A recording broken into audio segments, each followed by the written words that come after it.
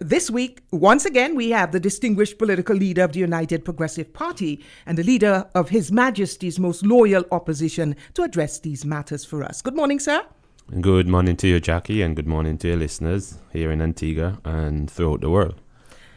Good morning to those wonderful people out there in the countryside. Yes. More so All Saints East and St. Luke. And just good morning to everyone who are privileged, to be in the land of the living. Great. Now, let's start with the imminent departure of Sir Gerald Waters, Speaker of the House, and Osbert Frederick, Senator Osbert Frederick as the new Speaker. What are your views, sir, on the tenure of Sir Gerald and the changing of the guard? That's quite an interesting question because, it has been somewhat of a learning situation for me because I came in 2018 and I would have had my challenges with the speaker. And I want to believe for an individual with so many years of experience in law, in the legal fraternity, I believe, based on his accomplishment, I believe the speaker would have done himself serious injustice as it relates to the view of the public on in terms of his ability to put partisan politics aside and manage the house in a manner that both sides would speak glowingly to his contribution to the parliament and to the country on a whole. I read in the papers that he's leaving and Senator Osbert Frederick is coming to be the speaker, but I know there's a process. Mm-hmm. And the process is basically the same way that we elected Sir Gerald is the same way we have to elect the next speaker. Yes. And we put forward someone the last time they were for speaker, and I'm quite sure that we'll be putting forward someone else. Oh dear me! So we're going to have a vote like the last time because certainly the majority will. And again, the majority will win. Yes. But however, some persons might not be on board with the new speaker. Yeah. So the democratic process is to elect a speaker. Mm-hmm. And I think that is how it's going to be done. So you're going to, the opposition will put forward a name as well? Yes. Absolutely. Okay, great.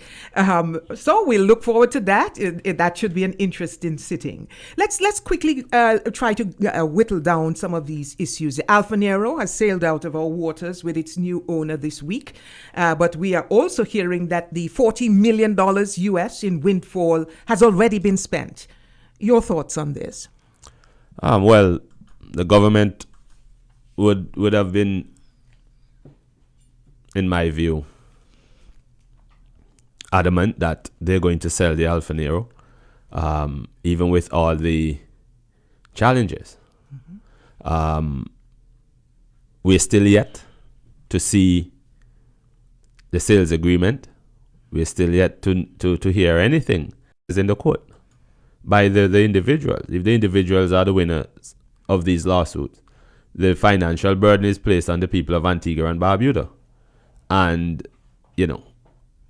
the government is not being transparent as to, they all the agreements that they made in that sales agreement. Mm-hmm.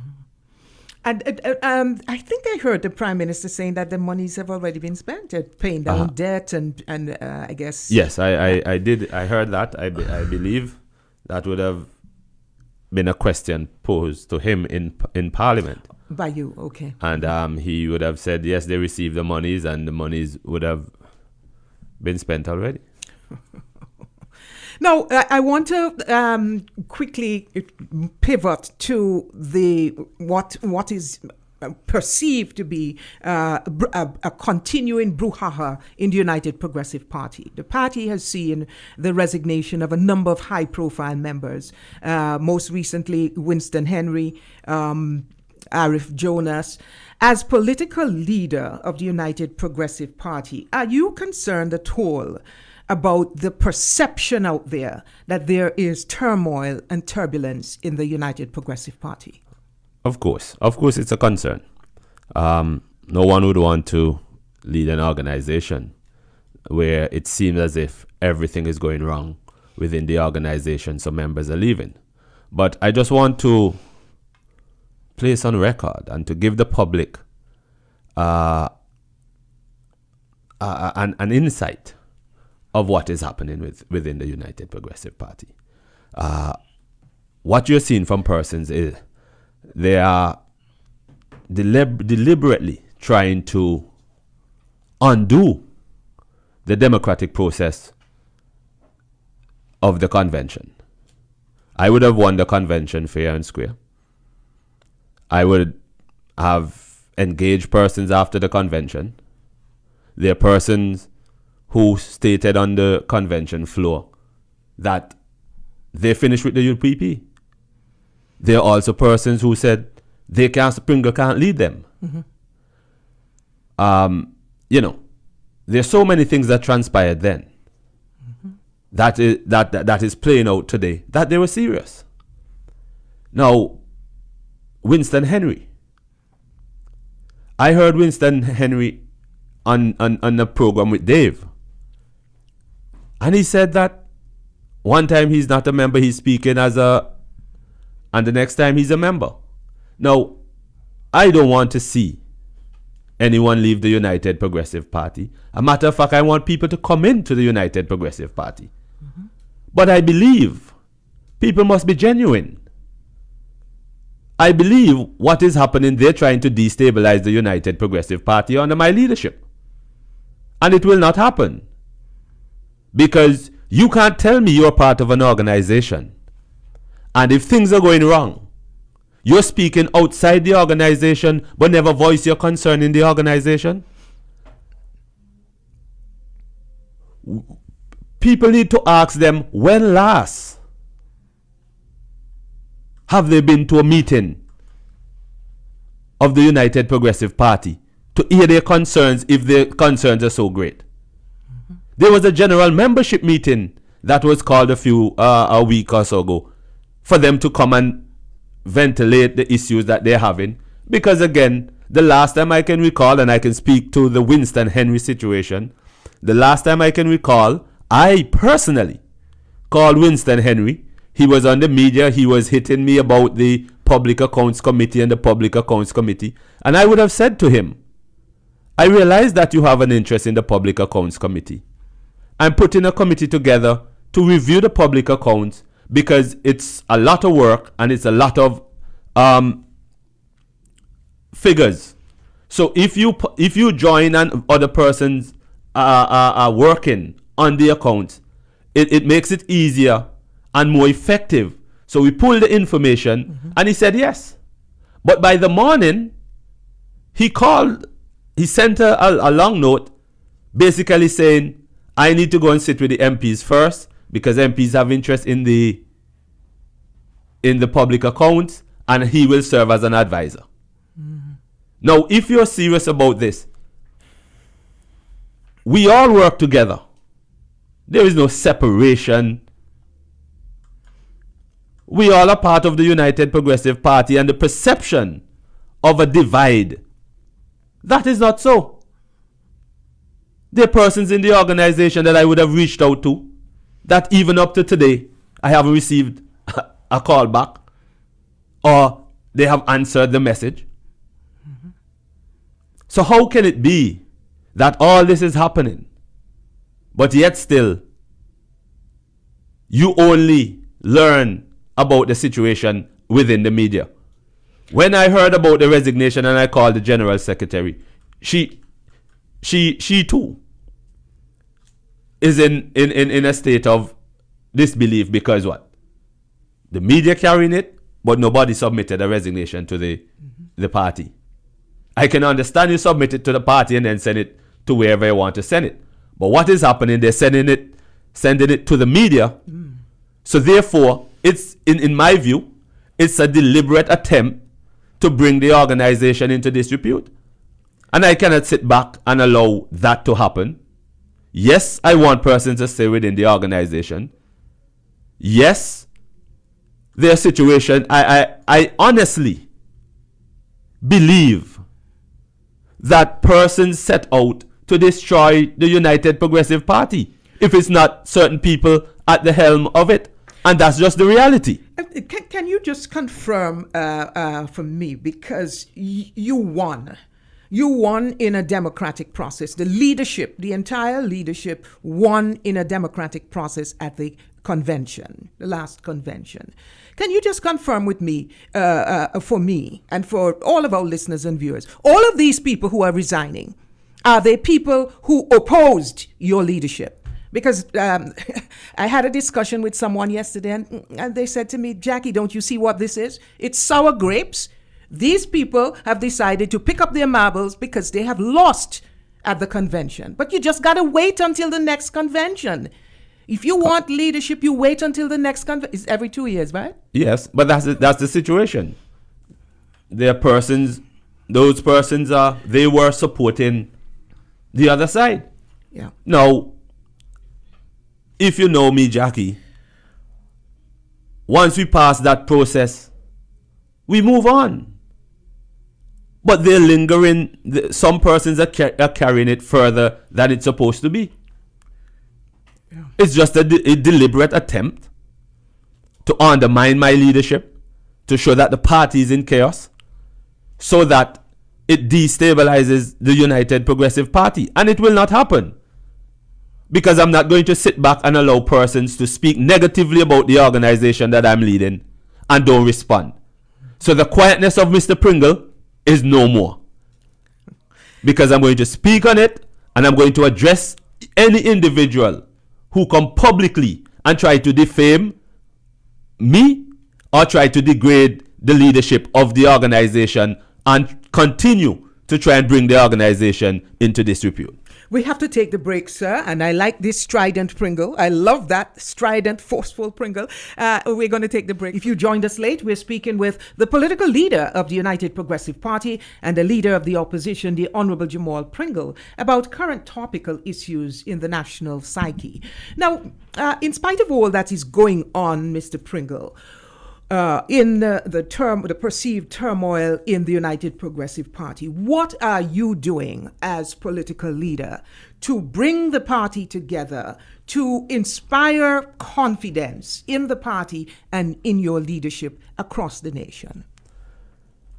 Understanding that there's still some challenges within the organization, I would have embarked on trying to get a independent mediator to come in so that the concerns and the concerns, the differences can be laid out in front of an independent mediator where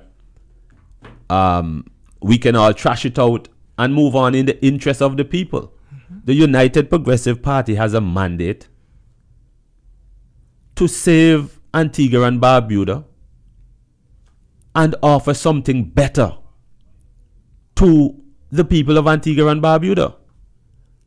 And it's sad that we're here because I expected that we would have been miles ahead coming out of the convention. Yeah. Because I would have said to myself, I am not going to do anything that is going to cause anyone any grief so that we can hit the ground running after the convention.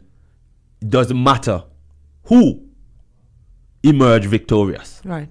I think the focus, a lot of people lost focus after the convention. And friendly fire is the worst kind of fire. But I want to say here, because it's not doom and gloom for the UPP. Yeah.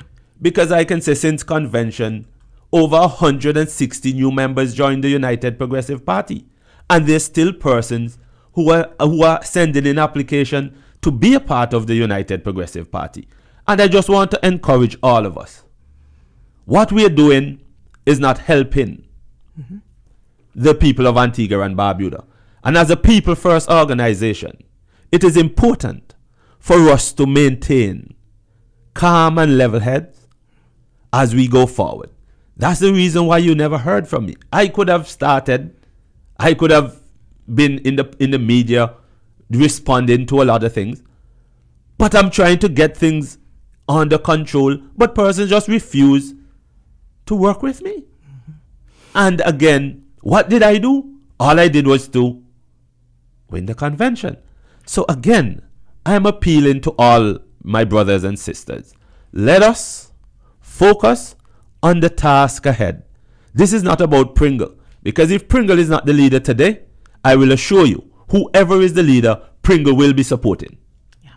Convention is in 2 years. Let us wait until that time expires, and we work together in the interest of the United Progressive Party, and by extension, the people of Antigua and Barbuda. So I don't have the time to focus on those who are leaving. I want them. I still will engage them because I want them to be a part of the organization. But we have to move on. Yeah. And the opposition came within 6 votes of winning the government. The opposition benches actually have more votes, the popular vote, than the sitting government. And so this administration is sitting back and laughing all the way back to the election at this infighting.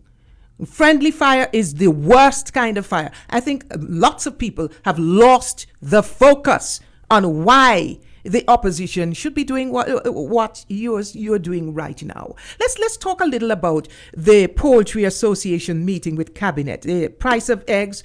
Are you in support of the remedies proffered by Cabinet and this impasse that's going on right now between the association and the government? Well, first and foremost, I haven't had discussion with the Poultry Association. I should schedule one for next week. Yes. Because I don't want it secondhand. I want to hear from them. Because again, Cabinet may put forward proposals. However, based on what they're experiencing, those proposals might not work for them. And how you're going to solve that? You have dialogue, meaningful dialogue, and not try to circumvent, because I heard the General Secretary of the Poultry Association, I heard reporting in this news that she knew nothing about what Cabinet mentioned. That's not what they agreed. There wasn't any agreement. And it's a cause for concern. Because how can you be publishing things while the discussion is still ongoing? It means that you're trying to show the Poultry Association that might is right. Yeah. So your meeting with the Poultry Association is set for next week. Well, I'm trying to get it for next week. Next week. Okay. Very quickly, because we have limited time. Update on the court challenge. I know you're going to have a press conference on the MP Anthony Smith's independence and the MP salary increases. You have filed a court challenge. Well, the party is supporting some individuals who lives in that constituency and registered in that constituency and voted for the United Progressive Party. So therefore, they voted for Anthony Smith, MP Yes. Anthony Smith. And they felt that it's necessary to challenge it. And they came to the party, and the party allowed the legal team, its legal team, to go forward with the challenge, and they have filed that before the court. You can just cross the floor in such a manner. Yes. And while person would say the individual is independent, I would prefer if that determination is made by the court, and where you get a clear definition of an independent member based on how the situation surrounding Parliament and being a member of Cabinet. So yes, that has been filed, and I would have spoken to the attorneys, and they would have wrote to the Attorney General Yes. regarding the illegal increase given to members of Parliament. Yes. And I believe that too should be ready in a short time to go before the court. Right. So the court challenge on Anthony Smith's independence has already gone in. Yes, and the first date for that is the 8th of October. 8th of October. Okay, we want to thank you very kindly, Honorable Jamal Pringle, for coming in and talking with us, political leader of the UPP and leader of the opposition. And I love this new Pringle, the strident, bold, courageous. It's time enough that person understand that I have a voice. Yes. And I'm going to use it not only to defend, Yes. but also to aggressively deal with the issues in Antigua and Barbuda under the administration of Gaston Brown. Amen. Hallelujah.